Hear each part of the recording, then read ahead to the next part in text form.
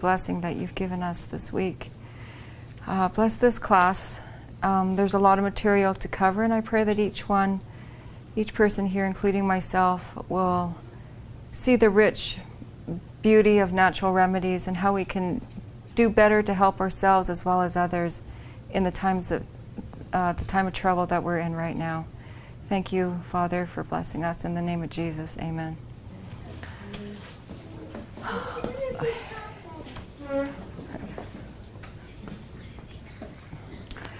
Hi. So we have a busy class today. Has everyone tried the cough syrup that was made yesterday? Okay. If anyone hasn't, you can try it.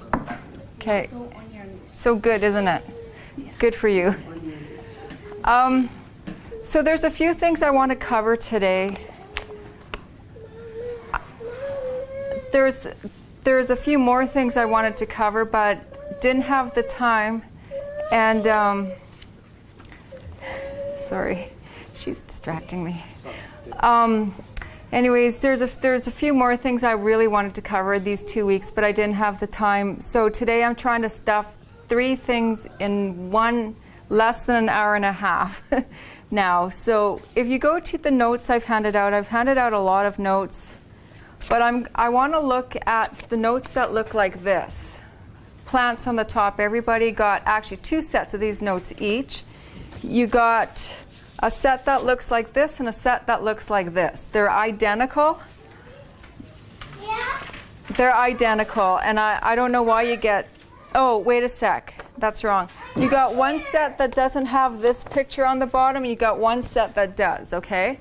And they're identical. It's just that Henry made it look nice. He did his copy, I did my copy. Mine never has extra pictures on it, but he made his with extra pictures, so that's the only difference. So you've got 2 sets.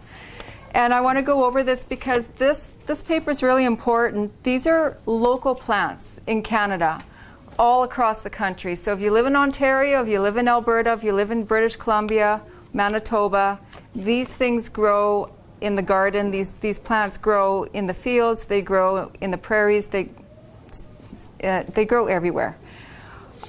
And the first plant on the front of the page, lobelia, this is a very common flower in your garden that people like me and maybe Joe like to plant in our gardens, in our hanging baskets.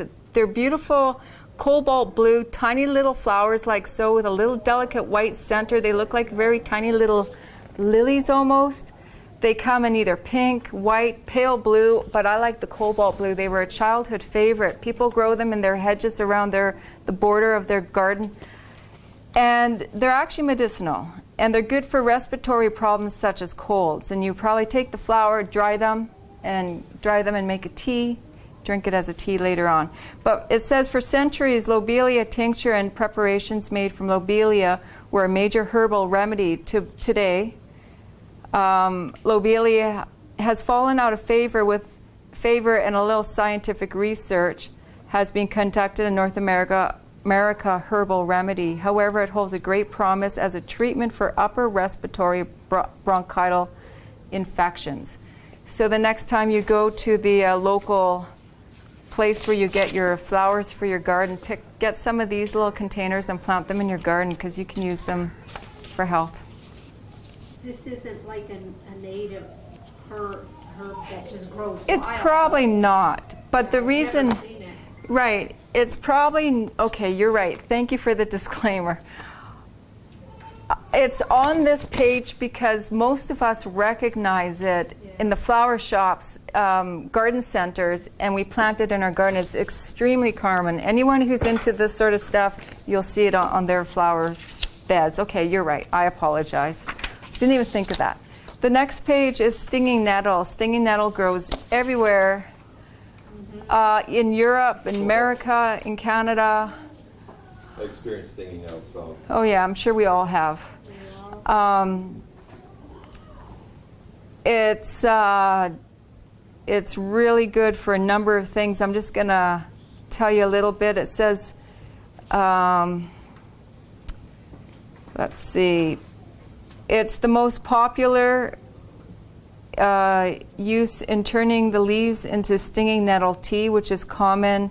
It's a common natural allergy relief remedy. It's also proven to be a benefit to the skin, bone, and urinary health as well as helps to dissolve kidney stones and gallbladder stones.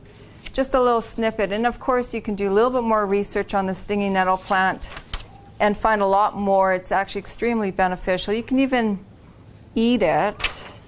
Some people steam it and eat it like spinach. You want to get the tender young leaves, so you're not going to sting your mouth when you're eating a salad, apparently. But you know, take caution if you're going to eat it. It's very nutritious. The next plant on page 3 is mullein. And it grows quite tall, 6 feet tall or maybe longer. It's known to grow in poor soil, so clay-like soil or soil that doesn't have any nutrients in it. It often grows in old abandoned areas of town and cracks in cement. It'll grow in railway junctions. It'll grow in abandoned places. It has a beautiful white flower. It's a big broad leaf. I'm sure most of you have seen mullein before. Oh, yeah. It's also it's a medicinal plant since ancient times. Its use and its use and popularity only seem to be increasing as time goes on. The leaves, flowers, and roots of the mullein plant are used medicinally for the treatment of various inflammatory diseases, diarrhea, asthma, coughs, and other lung-related ailments. The next page is aloe vera. Aloe vera does not grow in Canada or in America naturally. It grows in Hawaii, tropical countries, maybe Africa. But I put it in here because everybody can get aloe vera in their home. Most people have aloe vera, so I included this one. And this is just incredibly beneficial from A to Z of diseases. It's a fantastic plant. Whatever I have written in here doesn't do it justice. Everybody knows it's good typically for burns, skin conditions, rashes. It's good for the gut. It's a mucosa, so if you got a sore throat, you want to eat a raw leaf. It'll line your throat, take away the sore throat. It's good if you got digestion problems, constipation. You would drink the juice or eat the leaf. You would take some caution about not taking too much internally when you've got gut issues. You could have more results than you're bargained for. Because of aloe vera's well-known healing properties for the skin, aloe is one of the primary compounds used in the cosmetic industry. It's also known vulnerare, did I say that right? Meaning it helps to heal wounds. It's also great for applying topically to burns, abrasions, psoriasis, and even to bug bites. Also good to coat the throat when having a sore throat. And I'm sure whatever I didn't list off, you may have 10 more reasons why aloe vera is good. So that's a good thing to have in your medical cabinet. Chickweed, page 5. I'm trying to go through this quick because I got a lot to cover. Unless you have anything you want to add to it. Chickweed grows everywhere, in warm places, in greenhouse corners. Pardon? In my garden. In your garden, compost piles. It grows everywhere. I've seen it growing in Wales in their greenhouse. It's excellent as a raw little leafy thing chopped up, put in your salad, high in vitamins. It's got some health benefits as well. Chickweed contains various chemical components that may assist the body in different ways. Here are some of the benefits you can get from it. Aids in digestion and weight management. Chickweed functions as both a mild laxative and a diuretic, helping rid the body of toxic substances. In traditional Indian medicine, it's used as a preventive measure for obesity. Studies have shown that the intake of chickweed had positive effects on food consumption behavior, adiposity index, and body weight in mice. So some research has been done with it. Okay, the functions as an expectorant. Chickweed may soothe the bronchial tubes and the lungs to help expel mucus and phlegm. This is due to its saponin content, which is noted to facilitate the breakup of the secretions from the membranes. It may help, yeah? Sorry, just a quick question. In what form would you use that for an expectorant to help expel mucus or phlegm? Have you used it? No, I haven't, but I'm just going by this. I would suggest, it's a tiny little leaf, right, for one thing, so when it dries, it's going to curl up to really dry. Tea is always the best way to do things, or you can make a tea and gargle with it. You know, like a salt water gargle, and you just get a bit of secretion down there and it would break it up. I imagine it's always good when you dry things and make teas out of the herbs. Have it in your salad, but I think the tea would be the best way to do it and to gargle with it. Or both. Or all three, like eat it too, raw. Yeah. And have some on hand in the wintertime when it's not growing. But it's one of the early spring plants that come up. You get your dandelion, you get your wild violet, and you get chickweed. It's one of the earliest spring plants that come right after the snow melts away and the weather gets a little warmer. It helps to minimize inflammation. People affected by rheumatoid arthritis can use this herb to help ease inflammation in their joints and relieve the pain caused by this condition. Chickweed poultices can be used in relieving eye inflammation and conjunctivitis. Yesterday, when we did poultices and compresses, we talked about some other things that you can put on the eye for inflammation. Do you remember what one of the other things we talked about yesterday? Yes, potato. Potato, exactly. Potato is a tissue healer. It helps with tissue damage, and it also is a good anti-inflammatory. And you would put it like things like, let's see, there are some things that, like I think I talked about the ginger poultice, very strong, and it's good for inflammation for joints with arthritis in particular, and potato is really nice also for that. But I think it'd be nicer to put a potato poultice on your eye rather than a ginger poultice, because a ginger poultice would probably burn your eye. Whereas, and you can make a chickweed poultice for exactly the same thing. So it's, I mean, God's not limiting us to just a few things. He's given us a wide variety of things that grow in our garden as our medicine. Aids in wound healing. This herb has been used to promote wound healing and ease infections through its antiseptic and antifungal properties. Yeah, that's a new one for me too. So on page 6, dandelion. Everybody knows about dandelion. Dandelion greens are high in fiber, which helps your body shed waste. These greens also contain vitamin C, B6, thiamine, riboflavin, calcium, iron, crucial for generating red blood cells, potassium to help generate heart health, and blood pressure and migraines. Manganese. Sorry. I got migraines on my head, in my mind all the time. Take some manganese, it might help. You're right, it would help. It's also a diuretic, and then you can also dry the roots, and it's a coffee substitute. I've tried it. I don't like it. I don't think it's remotely anything like a coffee substitute, but that's what everybody says. So Just add honey. I did. It was Keep still on good. adding until It was- until it taste changes. It was horrible. It was bitter, black. It's like tar. It spilt on my carpet. I couldn't get the stain out. So it's not a very pleasant tea. But anyways, some people like it. Never Did mind Henry me. like it? Huh? Did Henry like it? I don't know. They say when you pick the roots, if you don't want it bitter, you pick the younger, thinner roots. Oh, really? Yeah. Okay. I've eaten them before dried. Yeah. The bigger they are, the more bitter they are. That's a good point. So I don't know if you heard what Jo just said. She said if you pick the younger roots of the dandelion and dry them and make the coffee substitute with that. It's less bitter. It's the older ones that are more bitter.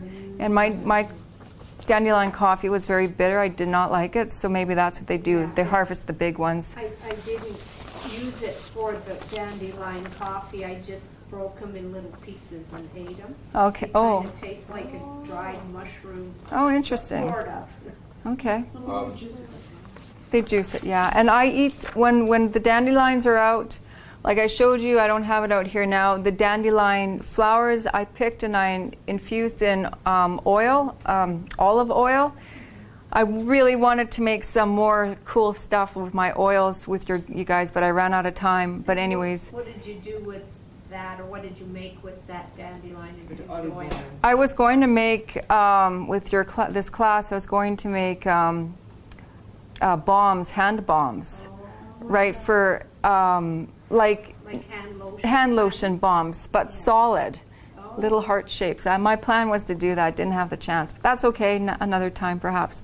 But I pick the leaves and the stems. We eat the stems raw, and we eat the leaves in our salad. the milk of the dandelion doesn't taste good either. It's okay. It's still healthy for you. I didn't really like it when I was about 5 or 6, so. Okay, so moving on to comfrey. Comfrey is another one that grows most everywhere. It didn't grow up in my field naturally, so I brought some root from down south from Grand Forks and I planted it in patches, and it spreads like wildfire. It's actually an excellent invasive plant to have in your garden. Hang on. Yeah, Okay, go ahead. Just say, yeah, sorry. regarding the properties for the comfrey, I dug some roots too, and it's starting to spread, but I've read somewhere, and I don't know if it was on internet or in a book, but if you take the leaves of the comfrey, like, at the end of the year, and there's dead ones all over, they say put them in your garden because it can add a lot of nitrogen to your soil. Actually, That's what I heard. it's true, but it's even better. I have a better tip than that, is if you pick the leaves, and somebody said the young leaves, I can't remember they said it here, but nonetheless, other people do it with the older leaves just as well. You make a compost tea for your garden, and you get a big 5-gallon bucket, you fill it up with water, and then you pick these leaves, you break them all up, throw them in the water, and stuff it with water, and you let it decompose in that water. And that sludgy, rotten, smelly comfrey that's broken down in the water is just fantastic for your vegetables. I actually did that in a huge barrel, Yeah, and I kept throwing comfrey leaves in there. and Yeah. It does stink after a while. it's but putrid. Yeah, I was only Yeah. diluting like half of my watering can with regular water and half with the comfrey water. Yeah, we Tea compost. totally. It's really good for everything in your So you garden. pour it on your garden? Yeah. Yeah. When they're growing? Oh yeah, like my blueberry bushes. Give them a I think I boost. mentioned this to you already, but my buddy got stung twice on the same spot with a horsefly. And he put comfrey on it, and the swelling, his arm swelled up, and it went down like in about an hour. Yeah. It's amazing Really? stuff. So being Mucilaginous. mucilaginous, thank you. Comfrey is commonly used for helping heal wounds, preventing scars and treating existing ones, along with decreasing dryness and flaking of skin. The oil appears to work as an anti-inflammatory and analgesic,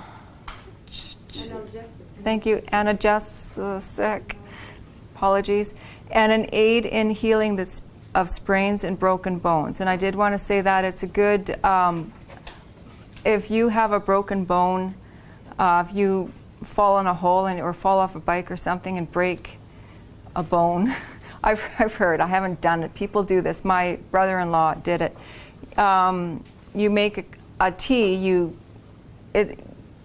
can make the poultice. I've done comfrey poultices lots of times. You chop it all up in the blender or something, just get it really mashed up. You make typical poultice like we done yesterday, right? And you put it on someone that's got really bad hemorrhaging under the skin, like bruising, broken bones, things like that. It heals, it binds bones well together, it knits bones together, back together again. 7, yarrow. Yarrow is bitter and it grows everywhere in Canada, in the US and in England. I've seen it in Wales. Yarrow is a herb. The above ground. Above ground parts? Oh, okay. Leaves. The leaves. Leaves. The above ground parts are used to make medicine. Yarrow is used for fever, common cold, hay fever, absence of menstruation, dysentery, diarrhea, loss of appetite, gastrointestinal GI tract discomfort, and to induce sweating. Some people chew on the fresh leaves to relieve a toothache. Oh, that's interesting. It also helps a bitter that will help with liver detoxifying. Bitters are really good to take, and we have a lot of this growing in our yard. And I have chewed on it. It's miserable to chew on. It's horribly bitter. And Wayne, where it says at the bottom, a bitter that will help with liver detoxifying. That's the same as dandelion. Oh, nice. Or similar quality to So I dandelion. remember that. That's called the bitters. Yeah, Bitters are bitter plants. Yeah, right. and they have that quality of detoxifying. Thanks, Joe. Appreciate that. Page 8, alfalfa. Ecology. Alfalfa is a perennial forage legume which normally lives 4 to 8 years, but can live more than 20 years depending on the variety and climate. The plant grows to a height of 1 meter, 3.3 feet, and has a deep root system, sometimes growing to a depth of 49 feet. Isn't that amazing? Is that true? Yeah, I've actually read it can go even deeper, like up to 100 feet. And it probably depends on the age of it too. Well, The deeper it'll go year to year. it can live up to 20 years sometimes. It says 4 to 8 years, but can live more than 20. That's a fantastic thing. And alfalfa has a lot of properties to it. I'll read some of this stuff, but I also know it's good for the garden. Henry used to buy these alfalfa pellets that he got at a feed store, and he used to just whip them through the garden, right, and it'll break down like a composting in the garden, and it adds nitrogen to everything. And people do that. They grow alfalfa field, plow them over, and then grows their garden on top. I do exactly the same thing, but I buy the powdered alfalfa. It's called alfalfa meal. Oh yeah. And same thing, I scatter it as a natural fertilizer for all those minerals that it's come bringing up way up from down below. Exactly. That's great. So it is also used for high cholesterol, asthma, osteoarthritis, rheumatoid arthritis, diabetes, upset stomach, and a bleeding disorder called thrombocytopenic purpura. That's a tongue twister. Sorry. That's okay. People also take alfalfa as a source of vitamins A, C, E, and K4, and minerals, calcium, potassium, phosphorus, and iron. Yeah? We knew someone that had some arthritic pain. I think it was in his knees, and Louis had suggested, yeah, you should just take alfalfa, and he did. He found the alfalfa, either capsules or tablets, and he told us later, yeah, it really helped him for his arthritis. That's great. You have your hand up, Wayne? What's that? Did you have your hand up too? No, I was just stretching, sorry. So the little bottom picture you have here down at the corner, this is a picture of alfalfa sprouts that you can buy at the grocery store. I love having alfalfa sprouts in my salad. It's easy to sprout your own, too. I know, it's easy to buy them too. Yeah. Cleavers. You would know a cleaver when you see it. They stick to your clothing. They stick to hair, animal hair, everything.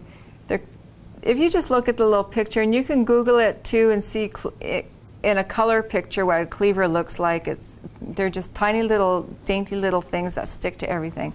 It's good for urinary infections, water retention, edema, cystitis, swollen glands, tonsillitis, ulcers, lumps, tumors, eczema, psoriasis, boils, abscesses, skin irritation, wounds and burns, lymph healer.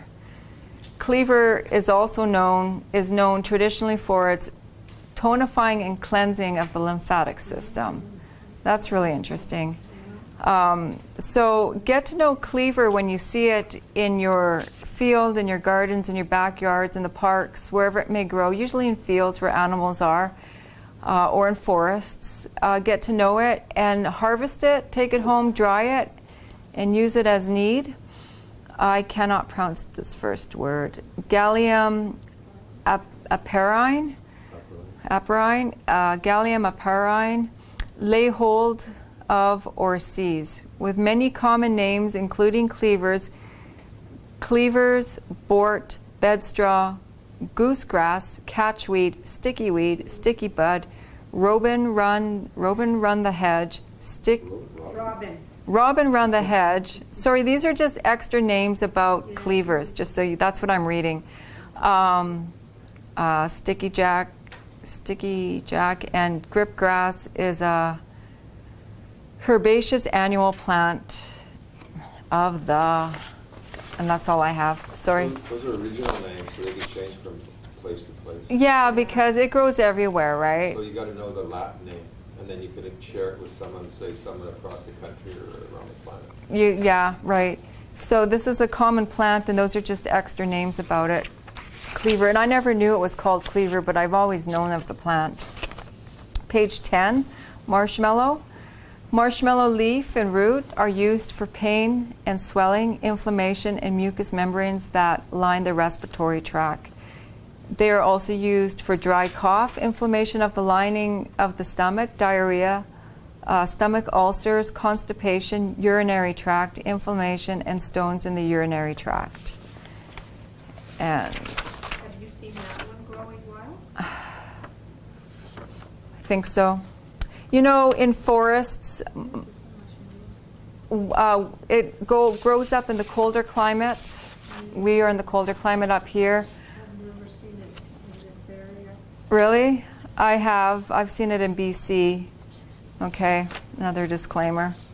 It grows like in marshy not marshy. We have a lot of marsh on our property, and where the ground is wet, usually, this is where I've seen it. Not in water, doesn't grow in water like a water plant, I don't think, but it just grows where the forests are cooler and wetter. I'm on page 11, plantain. This is extremely common. It grows here, right? Plantain. This is my favorite plant. It saved my life a few times. I told you my story. I'm allergic to wasps, bees, and fire ant stings. Well, I don't like to carry my EpiPen for good reason. I never will. But this plantain, when I got stung in Georgia, it was growing. Two forms of it. It's the same plant, but it's a narrow leaf and a broad leaf.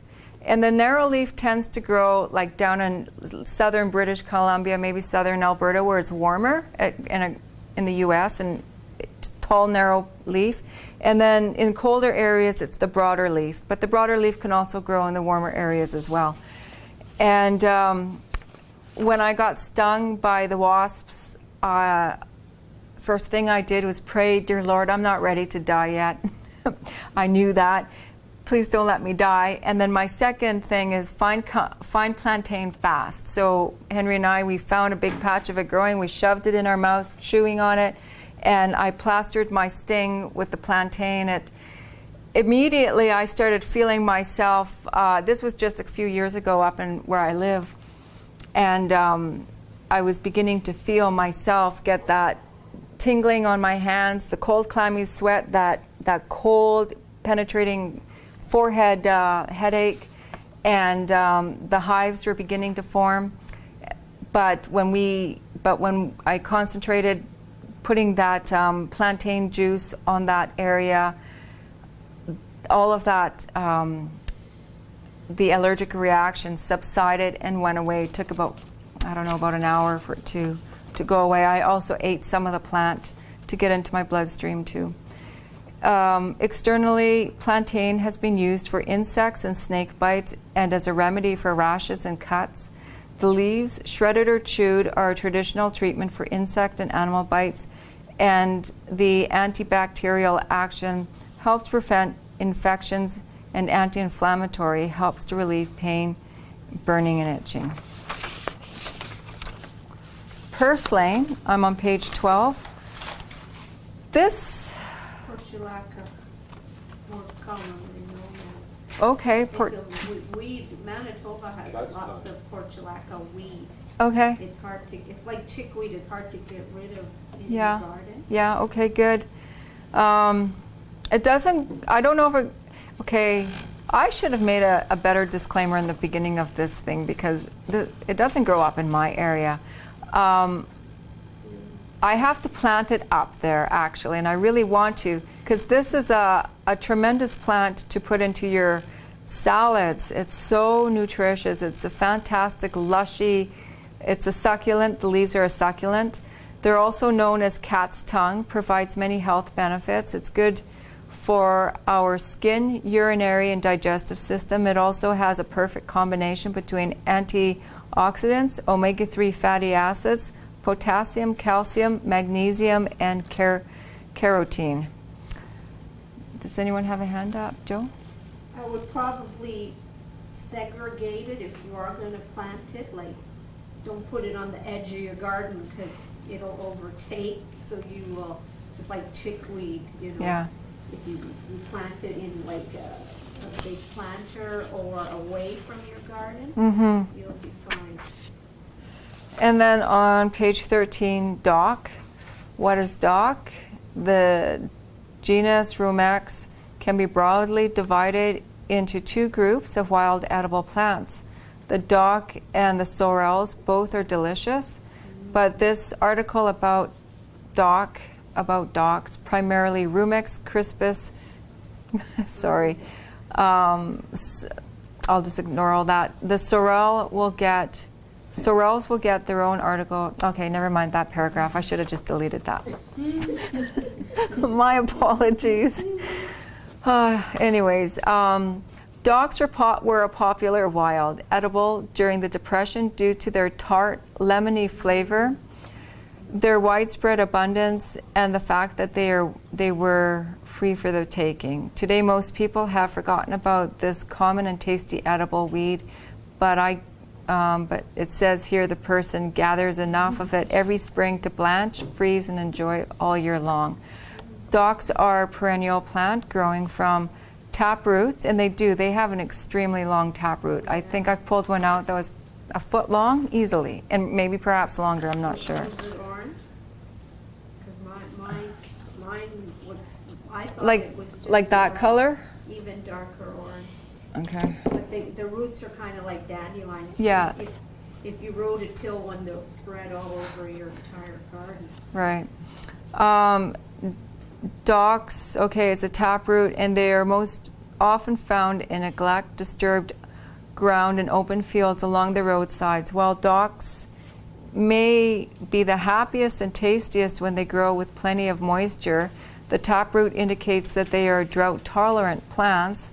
Dock grows as basal rosettes of foliage in early spring. They are often one of the first greens to emerge. By late spring, the early summer, docks produce tall flowers, stalks that bear copious amounts of seeds and are also edible. The seed, however, can be labor-intensive to process, and reports on its palatability are highly varied. I'm not convinced it's worth the trouble unless you're in a survival situation and desperately need to make flour.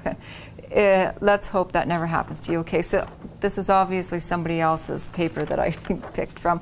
But another thing about dock that I want to mention about medicinally, not that a sting from a stinging nettle is bad for you. It's a good thing in ways. I don't think it's bad. It's painful. But if you have a dock growing where your stinging nettle bushes are, and you brush up against the stinging nettle and you get a sting on your arm or hand, get some leaves at the dock, chew it up, put it as a plaster on that sting, and it'll take away the sting right away. It's a benefit for that. I have a dock. I didn't realize it was called dock because someone told me it's called sheep sorrel. It's related, yeah. And another common name that my in-laws call it is sour grass, because you can actually just, grab one and chew it, and it's very sour, like lemony, so you just would chop a little bit into your salad. Sure. Otherwise it would be too sour if it Yeah. was all. Yeah, it's very edible. Hawthorn berry. A little hawthorn history. Does this come in an order of a book, or do you put these out for yourself? That doesn't matter, I was just wondering. No, it's not a book. I just kind of know a few things that grow around here or what's beneficial to use, like the aloe doesn't grow here. And I just wanted to know, because my theme today, 2 days, natural remedies, and so I put this together. These are all things you're familiar with that you Familiar with it, I wanted the class to get familiar with. I think this is very, very important, right? People always talk about wanting to live in the country, and these are the things that grow in the country. And it's a natural remedy. Instead of going to drugs all the time, right? We're looking at natural remedies, and this is what it is, or food. That's why I want people just to get used to what's growing native in our country so we can utilize it. Hawthorn grows throughout the world. It's a red berry-like fruit, contains many powerful substances. Hawthorn berries belong to the same family of plants such as apples and roses, is why they're bright red in color. And like roses, the berries are accompanied by long woody thorns that can be quite hazardous if not carefully handled. During the ancient times, every part of the bush, flower, berries, leaves, stems, and bark were used to make medicines. In fact, the most modern preparations use for the leaves and flowers, standardized extract is there, which are believed to contain more flavonoids than the berries. At one time, hawthorn was referred to as the bread and cheese tree. Since the flowers, berries, and leaves were all edible, it was a lifesaver during famines. You know, you want to take stuff into consideration because we're coming up to troublous times, and that's what I'm trying to gear this particular class for. To be familiar, so we will be going hungry. I mean, there's going to be a day where for 5 days we may not have any food. We might be blessed to find a hawthorn tree there, half shriveled, but let's eat it anyway because it's good for you, right? Since the flowers, berries, and leaves were all edible, it was a lifesaver during the famine times. Also known as food for the heart, these powerful little berries can do wonders for cardiovascular health. In Europe, thousands of doctors prescribe hawthorn to prevent cardiovascular disease. Today, hawthorn is an official drug in Brazil, China, Czechoslovakia, France, Germany, Hungary, Russia, and Switzerland. I want to add about the hawthorn berry.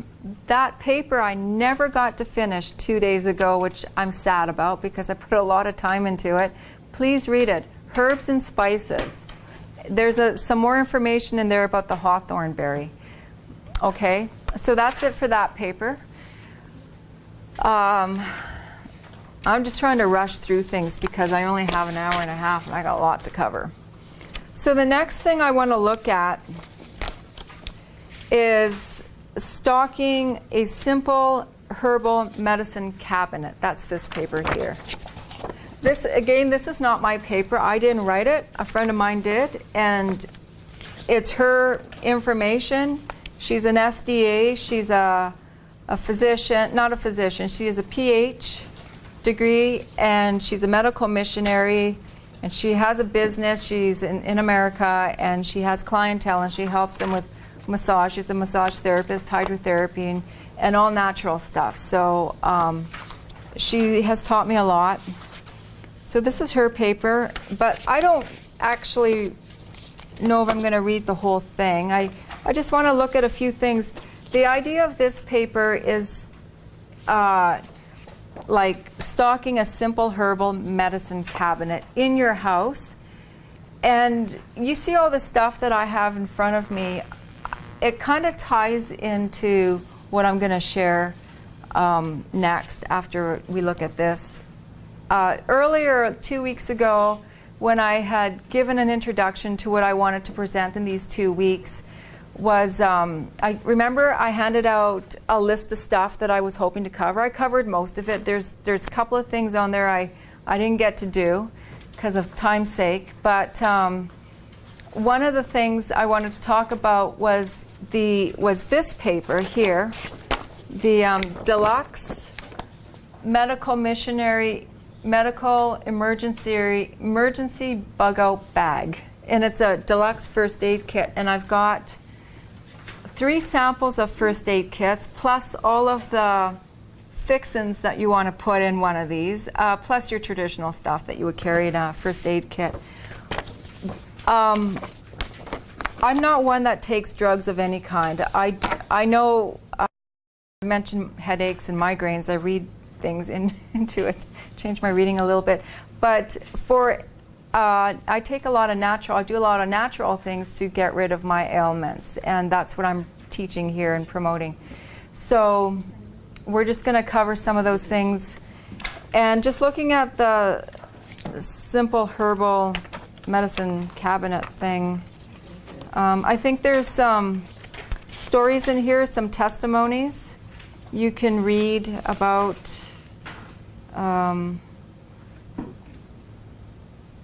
It talks a little bit about eating things fresh or taking it dry, how to dry things, making herbal teas. I'm on page 13. I'm just going through it haphazardly. I'm not going to go through it systematically. Yeah, I'm on this paper here. I'm on page 12 and 13. I don't really want to read it. It's too long to read. It's got some common counsel in here from Spirit of Prophecy as well. So please take the time and read this on your own to get a better idea of what's in here. It talks about mixing with food or drink. Herbs can be mixed in fruit juices, honey, applesauce, puddings, mashed potato, etc. To take it internally. Some people are fussy and they don't want to take a bitter, so take it with something that they will not really notice the taste of it. It talks about capsulate them. Many of the bitter herbs like golden seal, cayenne, or chaparral can be taken in capsules, right? And you can make your own capsules. You can go online and you can order veggie capsules. You can get the kit. I've bought the kit one time. I've never used it and I don't have it anymore today, but it's just a plastic square thing. It's got capsule size holes in it where it's a press kind of thing, and you fill up your little individual capsules and you press it together and it makes it really tight, and then it encloses the capsules together, and they're just tiny little vegetable capsules. And then you store them in a glass jar up in your cabinet, and you have it on hand, and it can be whatever herb you want, right? Just you're doing what you want to have in your thing. And this is to your discretion as well. I mean, you can put whatever you want. You don't have to follow it list by list. You're going to do what you think you need, or how you think you're going to use something. Still on that page, I'm going to go over to page 14. Talks a little bit about number 8 there, aromatherapy. Many of the herbs have qualities that are released with steam. These are often used in low simmering water or a steamer to fill the air with their aroma and respiratory relief. That's cool. A good one is eucalyptus oil. I have it down here, I think. There are many hydrotherapy treatments I didn't talk about. I just didn't have the time. So I only talked about 1 or 2 of them and gave one demo. But a very common, and you have a paper on that, steam, the benefits of steam. I think is in your paper somewhere. And if you ever find a secondhand or brand new, one of those, it's plastic, and you plug it in, it's electric. It's called a Vicks vaporizer, a Vicks steamer thing. It's a plastic, big, bulky thing. You fill it up with water, and it steams, right? A humidifier. Well, no, it's not a humidifier. It's different than that. It's a steamer, and you fill it up with water. You plug it in, and it's a hot steam. And we use a treatment like that for people who have asthma in particular, especially little children, and they're all congested and they can't do anything, so they're just hacking away. You put them in the bed at about a 45-degree angle, make them very comfortable. You get an umbrella, you open it up, and then you get a large cotton white, or it doesn't have to be white, but any kind of bed sheet, queen size preferably. You put the tent. The child or you, an adult, is lying 45-degree angle in their bed. You open up the umbrella, so you have it kind of stationed in them. Then you cover them in this sheet. It's a tent. It's called a tent treatment. Then nearby the bed, you have the humidifier plugged in, and then you put a little cotton swab with a few drops of eucalyptus oil, and you put it right where the steam is coming out. And so you're getting a vaporizer of steam with eucalyptus essence from the oil, and the sick person is breathing that in, and it opens up the airway. Okay, that's cotton. Yeah, you said you put the swab? You put a cotton, like a ball of cotton, like a few cotton balls, where the steam is coming out of this apparatus, right? It's a steamer, and you put a few drops of eucalyptus oil on the cotton. And then as the steam is coming out, because you're under a tent with the umbrella and the sheet covering you, and you're breathing in that eucalyptus steam, it opens up your breathing airways and makes you feel better. Wow, good idea. So, I mean, those kind of treatments, you have them in your books. That's why I'm really suggesting take the time to read all the material I've given you. I honestly, in 2 weeks, never had the time to cover that stuff, but they're beneficial. Some of the newer humidifier type steamers, they have a little reservoir where you can put your essential oil. Oh, okay. And either, eucalyptus is a Cool. common one. Really? That's cool. I didn't know that. I bought one about a that's like year ago, 35. and it has that little reservoir. Okay. Thanks for sharing. Instead, if you don't have one, you use the cotton ball, right? Yeah, I've only seen the old-fashioned one because I like to stay. What's the brand? Do you remember the brand? I think it was just like Vicks. It was just an average one. Did you get it where did you I get it? can't remember where. It's probably Walmart or. So anyways, we can talk about that after. But sorry, I don't want to be rude. It's just I have time. I get it. I'm I just ticking for picked up on time. my daughter and her son. Yeah, we can find you one afterwards. And I don't know, Walmart maybe, but whatever. So, and then which herbs to take. So I just went over this paper. These are all herbs that grow in our country, right? Maybe not in everybody's backyard. There's a few things that don't grow in my backyard in here, and I had to plant them, like my comfrey and whatever. There's things I didn't mention in here that also grow very well, like lamb's quarters. That's one of my favorites, and I pick that frequently and put it in my salads. Extremely nutritious. It tastes better than steamed spinach. Yes, Steamed. I love lamb's quarters. Yeah. How do you spell that? It's lamb's quarters, just as you sounds, just lamb's quarters. It says in here on page 15, it says lambs, L-A-M-B, lambs with an S, and then quarters, Q-U-A-R-T-E-R-S, quarters, lamb's quarters. And it's a, oh, okay. It's a little plant. It grows tall. It can grow like quite tall, I guess. Yeah, I don't. 3 feet. It's got a long stalk, and then it has branches branching out, kind of like that, right? And then it's got funny-looking leaves like that all over it. You can Google it and have a look at what it is, but anyways, I didn't put it in here. I should have, because that was a good one. So which herbs to take? It's a widely circulated opinion that the human body does best by eating the foods that are grown in the area or country where they live, where one lives. I'm on page 15, if you're wondering. Therefore, American herbs may have a better therapeutic effect on those living in America than Chinese herbs. The idea being that native or natural to our bodies is best. This is why local foraged herbs may have such value. And I think this is extremely important. That's why I brought this paper together, is to know what grows in your environment. It helps to categorize herbs into groups with similar healing properties, knowing what affects you are striving for. You can interchange herbs for the situation. For example, a ginger bath may break up respiratory congestion, much like a mustard plaster. Both ginger and mustard stimulate the body to move out the mucus. Now, I talked a little bit about mustard and ginger and different effects, but there's some more information. And you can also go online for other stuff. But the first paragraph that I just read about finding stuff that grows locally, you've heard this before, haven't you? Right? No, maybe not. It's same with honey.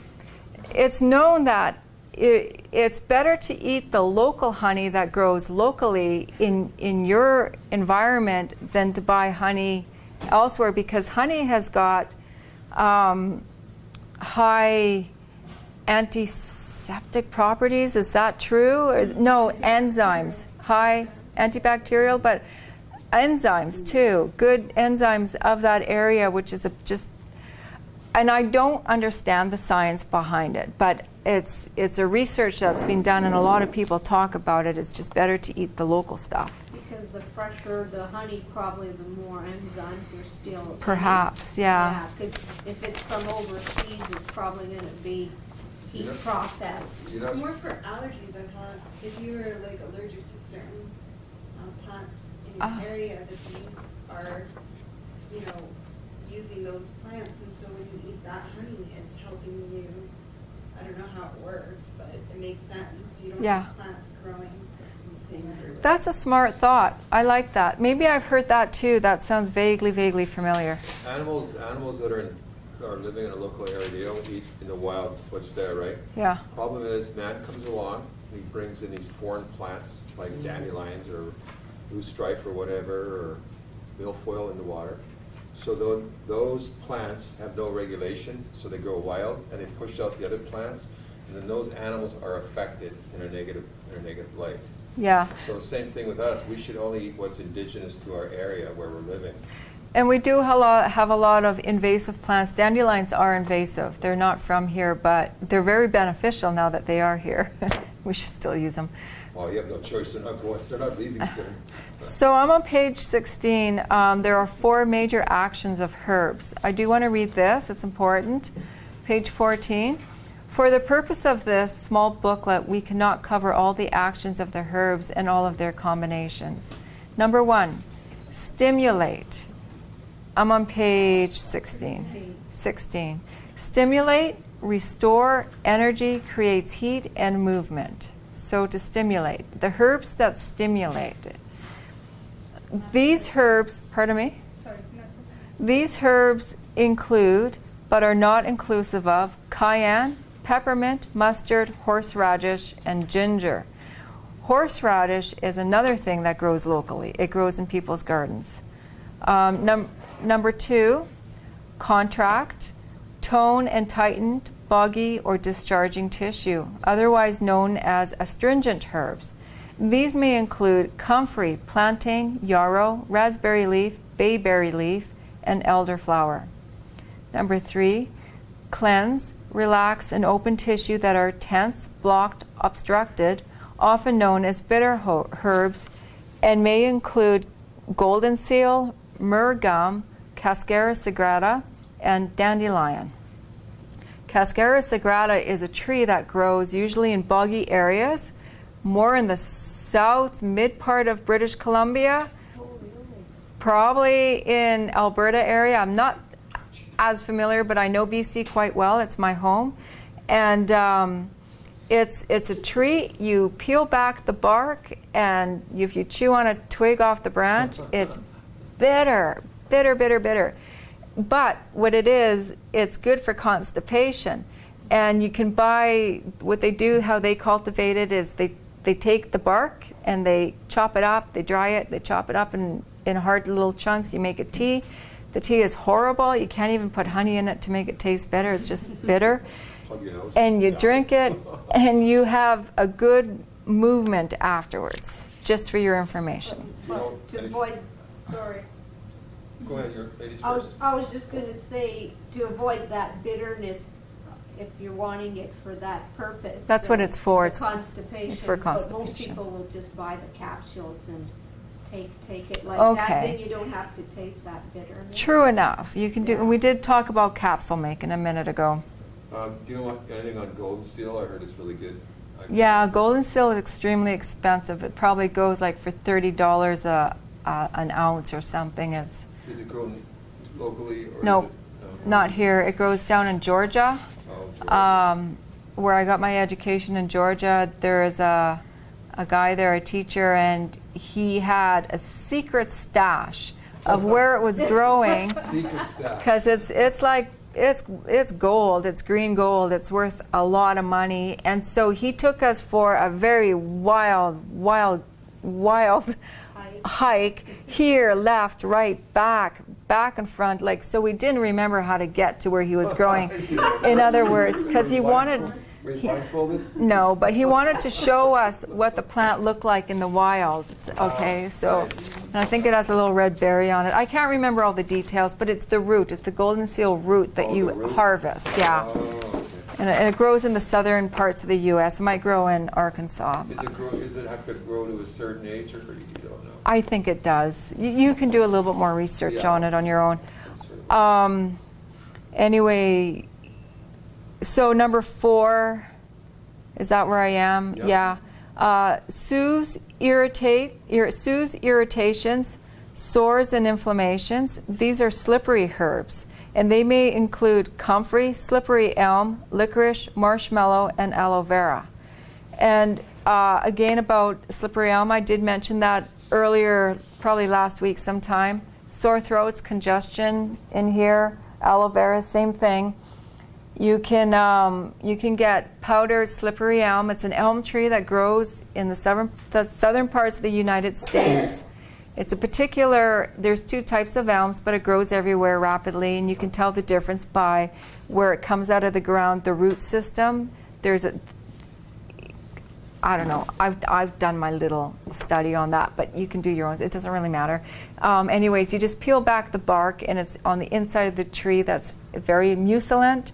You chip some of that off, like with your axe or knife or whatever. You can put boiling water on top, and the tea, it coagulates, right? And then you just drink it. It's slimy. It's really good for you. Okay, so I'm on page 17. My time, 11:34. And I finish at 12?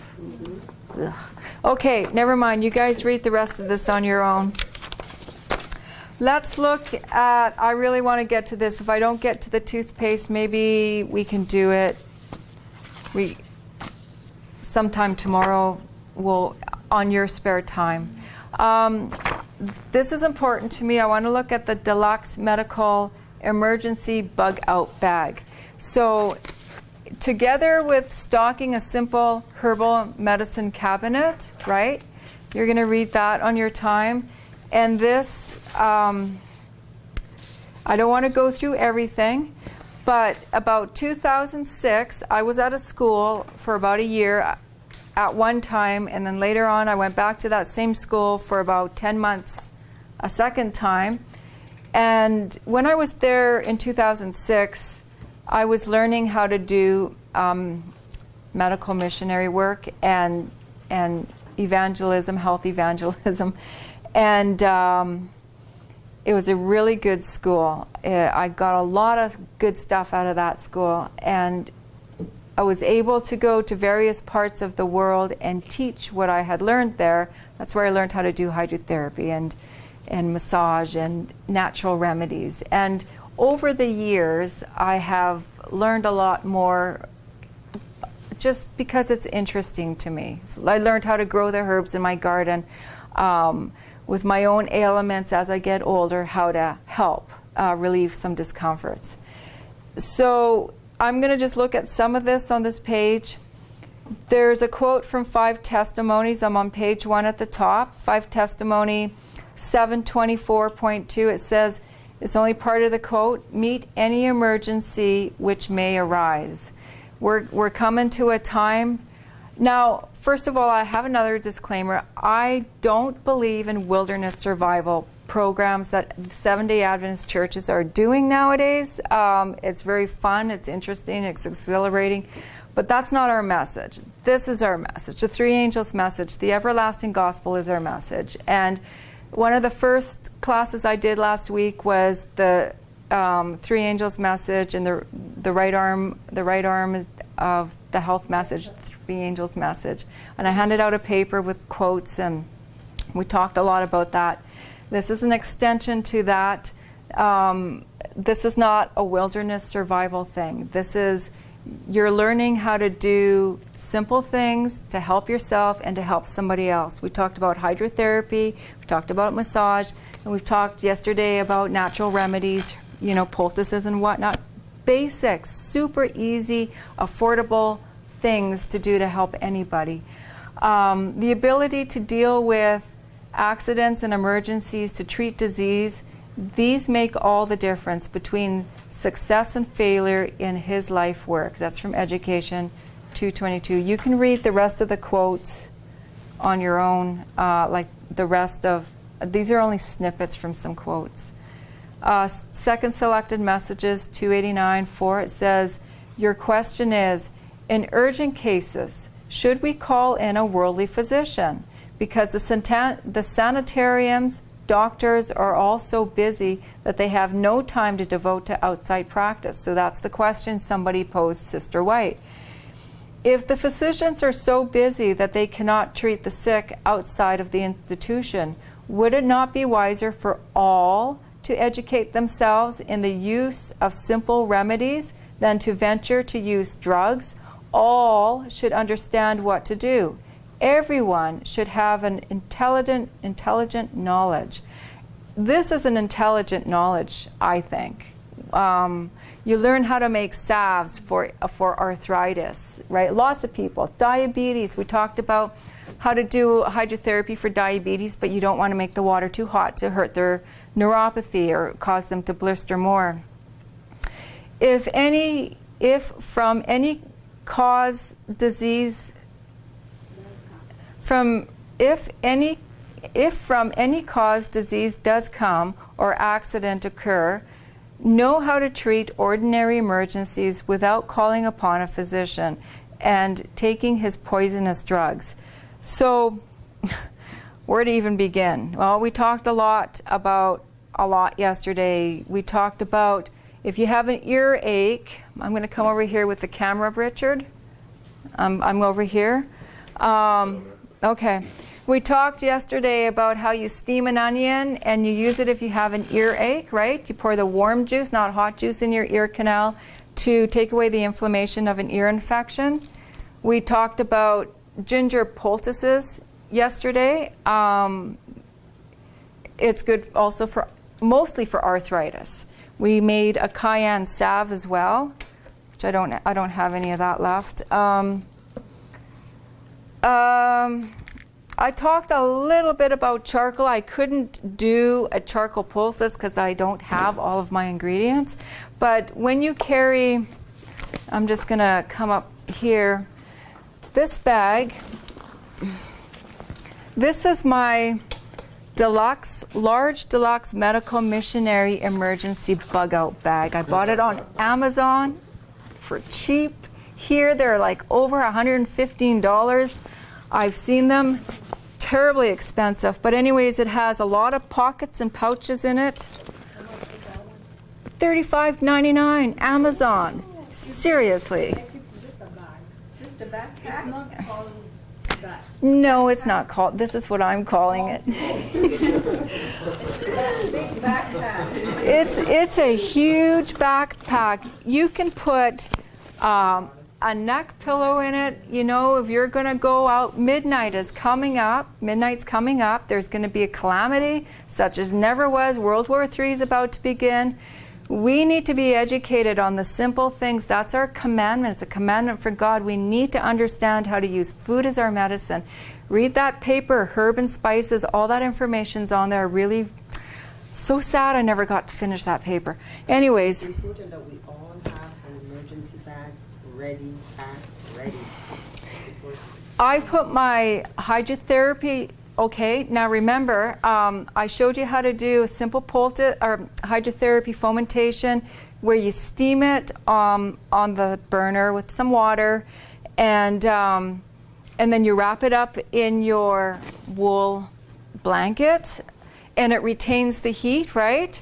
It retains a good heat. You can have, the idea is you probably wouldn't quite have it hot. You're not going to travel with a hot one, but it's so easy to, you leave the house with it wet, you pre-wet it in your shower, wrap it up in your wool blanket. It takes a lot to get a wool blanket wet. You bring your towels, you pack it in your bag, you go door to door. When you get to the door, you could easily steam this up. Everybody has pots and water in their home on fires or electrical burners. Like, use your imagination. If we don't have electricity or power at that time, build a fire outside.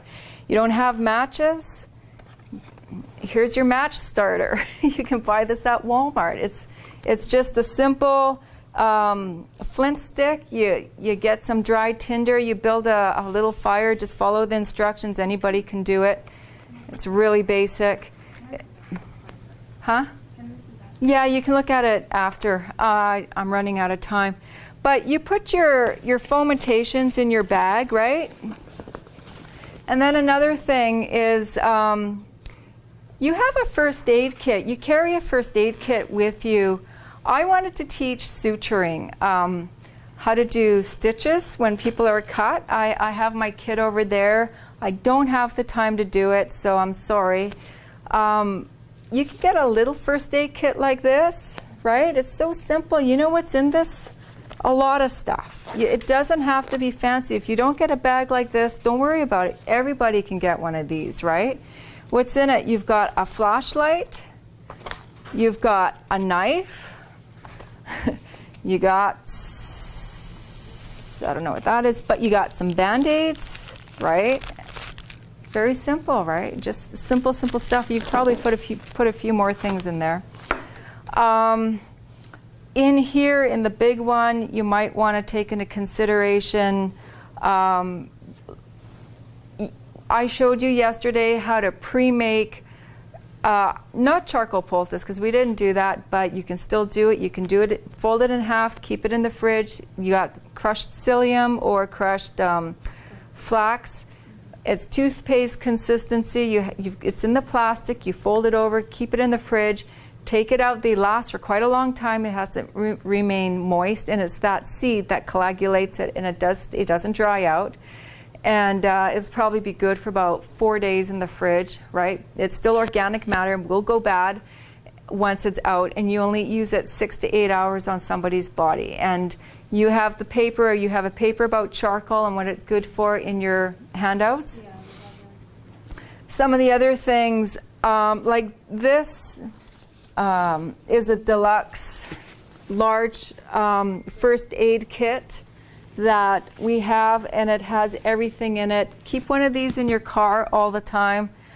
It's got blood pressure cuff. That's another thing I was gonna, if I didn't have time to teach that, how to do blood stethoscope and check the blood pressure.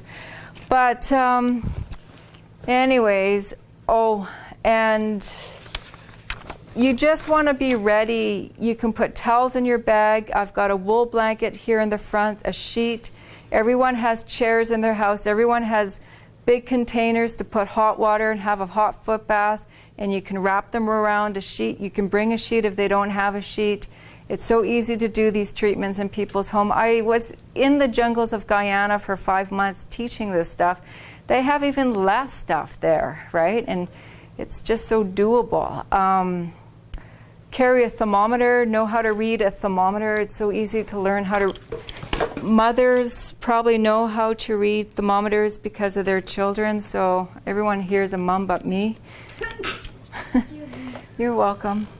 And I got 15 minutes. So that's about it, about my bag. I don't know if I can make toothpaste in 15 minutes.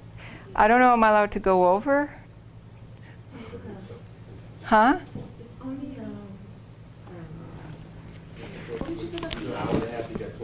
I got 20 minutes? Well, let's make some toothpaste then.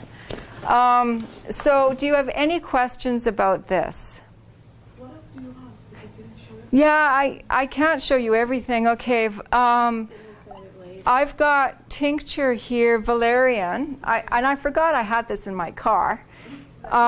This is alcohol-free tincture, and I bought it at a health food store. I got them all. I get everything at health food stores. Black walnut and wormwood. Okay, for parasites, exactly. Carry vitamin E. This is 20,000 IU. Vitamin E is good for cuts and stuff and for other dryness.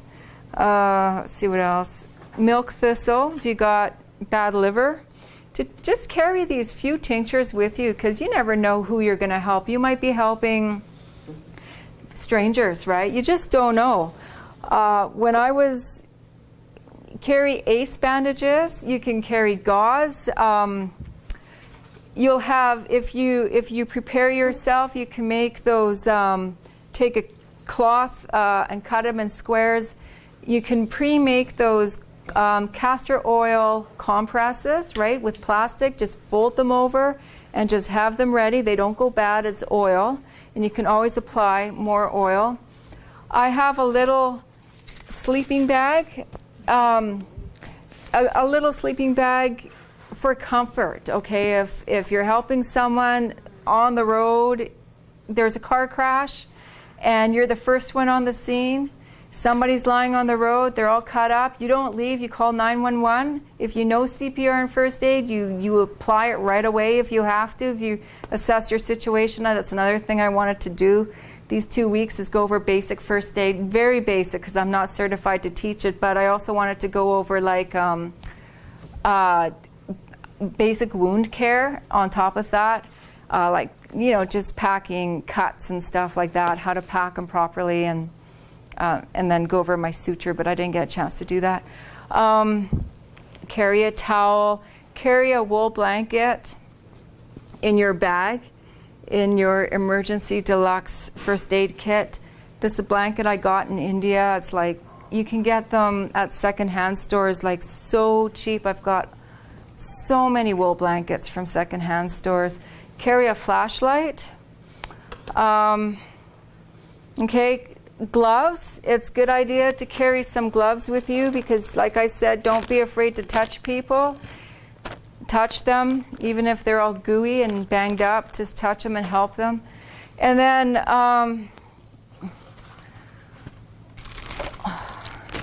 here I've got a few more things. You can look at this after. So anyways, I kind of want to do the toothpaste still, though. I'm going to do it. Let's do the toothpaste. Oh, I know. I'm going to do it anyway. It doesn't take long. Have you seen these? You know what these are? Multi-purpose wipes. Okay, I'll show you what that is after. Let's make some. Yeah, I'm going to show you what that is in a sec. I don't want to use my drinking water, but we're going to make some clay or some toothpaste. I'll show you that afterwards. We can do it off the thing. But this is also a good thing to have in your kit. Here, if I just open this up real quick and give you a quick look. just put a little, just a tiny little drop of water, and it's like this a little pill. Just dump it in there, a little bit wet. You see it expand? It's expanded. It's really cool. Probably didn't have enough water on it. And this is just great to carry around with you, especially if you got children, right? Just put a little bit more water in there. And, or for yourself, you're hiking, and you have a bona fide cloth to wash yourself with afterwards. It's just a cloth, is that? It's just a cloth. But it's really cool to have some of these in your kit, Nice. if you can find them. You can buy them at dollar stores. Health food stores might sell them. Okay. So is the list of all these things are in the note together? Okay, so no. What you have in there for the list of stuff is a lot more. As I said, you create your own bag. You put what you think you need in it. Those are suggestions and ideas. So, 10 minutes. I don't know if I should start this now. Is it leftovers? Who's the kitchen staff? Oh, I just put it, actually she said She doesn't need us. she doesn't need you? Okay. Well, I don't want to get in trouble. But you stop the tape when you have to, because if it's about the tape, Everything's going online, so yeah. Do you see a light there? Is it? It's a plan. I don't know. Okay, I got it on now. It's good. How come this isn't going on? Is the plug on? Yeah. Well, There it is. Oh, there it is. okay, thanks. So, I'm just going to turn it off. I just want to make sure it's going to work. So, now this recipe is good for one person, but I have to 1, 2, 3, 4, 5, 6, 7 people in class. Is that in our notes somewhere? Nope, that's why it's on the board. So 2, 4, 6, 8, 10. I've got 10 containers. I'll have a few extras for other people. Okay, there's lots of recipes online to make your own toothpaste, right? This is just one recipe I found super quick online. I'm using Carolyn clay. You can use bentonite clay. Carolyn clay is this. I bought it on Amazon. It's very soft, very loomy. It's very airy. It's an awesome, awesome clay internally, externally. It's really good for toothpaste. It's cosmetic based. You know, I have another clay over there somewhere, French green clay, but I wouldn't use that for toothpaste. The French green clay is what I use if I were to do facials. I talked earlier, I do facials. Like, you put the mask on, you let it dry, then you wash it off, and then you give the person a nice facial massage. Just a real nice treat. And anyways, but we're using Carolyn clay. I don't have bentonite clay. Then we're going to use 3/8 cups of boiling water, and I want to use distilled water.